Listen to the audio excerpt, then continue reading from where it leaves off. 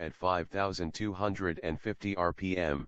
The 4 is both supercharged and turbocharged and extracts 362 horsepower from a mere 2.0 liters of displacement. This engine is rated at 302 horsepower in the S60 and 316 horsepower in the XC90. Polestar's version has a bigger turbocharger, more aggressive valve timing, stronger connecting rods, a high-capacity fuel pump, and a larger, freer-flowing intake system fitted with a low-restriction filter. Its bigger 3.0-inch exhaust system leads to twin tailpipes, and there's a valve that opens under electronic control or when the driver chooses sport mode with the transmission lever.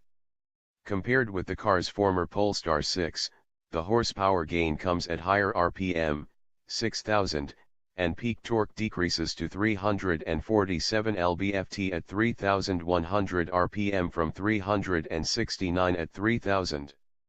Volvo claims 60 miles per hour should come up in 4.4 seconds.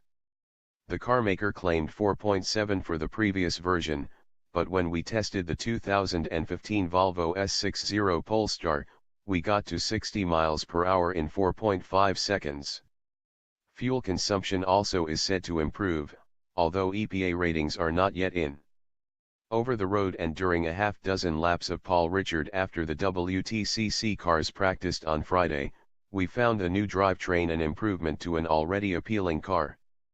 Polestar reprograms the 8-speed for quicker shifts and to optimize gear selection to match the new power curve, and it mates well with the engine enhancements.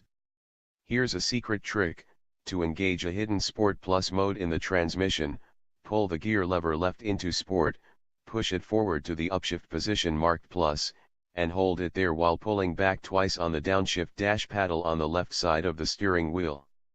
A green S light in the instrument panel blinks twice to indicate engagement.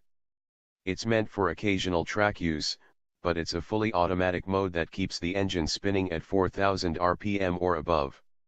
That's also the RPM where the supercharger drive clutch disengages and the turbo can provide the boost.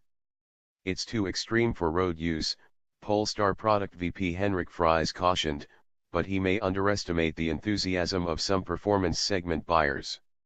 Yank a paddle or move the lever to choose your own gear and Sport and disengages, but on the track this mode shifted just about exactly where our ride-along racing drivers had instructed when we were lapping and doing our own shifting. The drivetrain transplant removes 44 pounds from the car's curb weight, Volvo claims, and the weight bias has shifted rearward so the front axle actually carries 53 fewer pounds. The front suspension spring rate is slightly lower, which also yields a little more ride compliance. Still, the Polestar springs are 80 to 90% stiffer than those on the base S60.